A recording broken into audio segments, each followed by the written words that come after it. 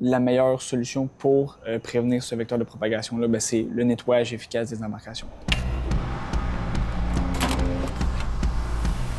Je m'appelle Mathis Tessier, je suis un des 3 cofondateurs de l'entreprise Ozero Solutions.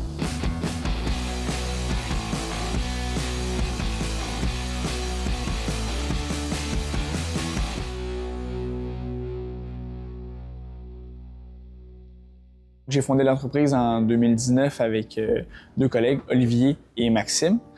Puis en ce moment, on a une équipe de 4 personnes qui nous aident à temps plein pour l'assemblage et la livraison des machines.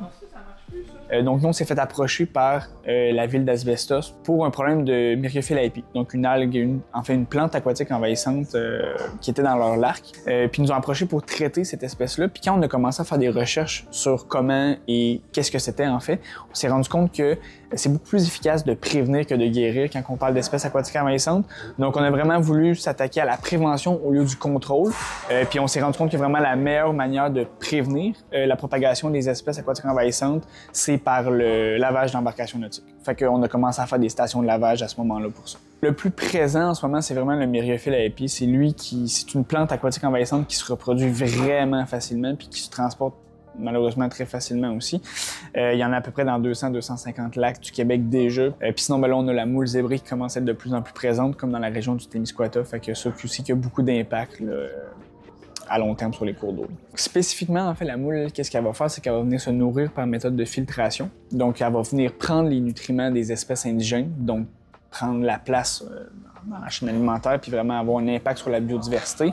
Le fait qu'elle mange aussi par filtration, qu'est-ce que ça vient faire? C'est que ça vient éclaircir l'eau très rapidement, ce qui vient à long terme augmenter la température générale du plan d'eau, ce qui est un facteur aggravant pour la prolifération des algues bleu-vert, les cyanobactéries, qui sont nocives pour l'être humain et puis les animaux. Fait que la majorité du temps, en fait, 9 fois sur 10, 90% du temps, c'est vraiment un bateau de plaisance qui va prendre une espèce aquatique envahissante qui est dans un lac, puis en sortant du plan d'eau, l'espèce peut rester prise ou attachée sur le bateau, puis quand il va transférer dans un autre lac, là, il y a des chances de le libérer dans un nouvel environnement.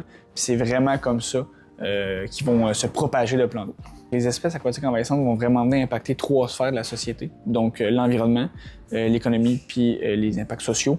Donc quand on parle d'environnement, ça va vraiment venir affecter la biodiversité des plans d'eau. C'est qu'en fait, ces espèces-là, vu qu'ils n'ont aucun prédateur naturel, vont juste prendre la place. Ça coûte très cher à gérer. Puis pour les impacts sociaux, c'est que la majorité des espèces vont avoir un impact désagréable sur certains aspects autour d'un plan d'eau. Puis les moules zébrés leurs coquilles peuvent aller sur les plages, fait que ça devient coupant puis dangereux sur les plages.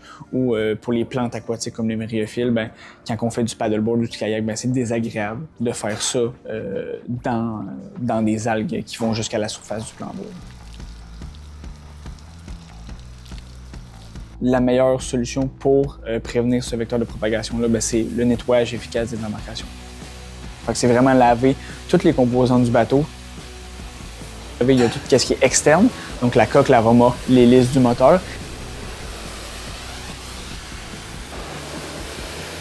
Et tout ce qui est interne, donc tous les conduits qui peuvent avoir de l'eau résiduelle dedans. Donc les viviers des bateaux de pêche, les ballasts des bateaux de sport nautique, les turbines de moto marine, les canals de refroidissement des moteurs hors bord, puis les fonds de cale.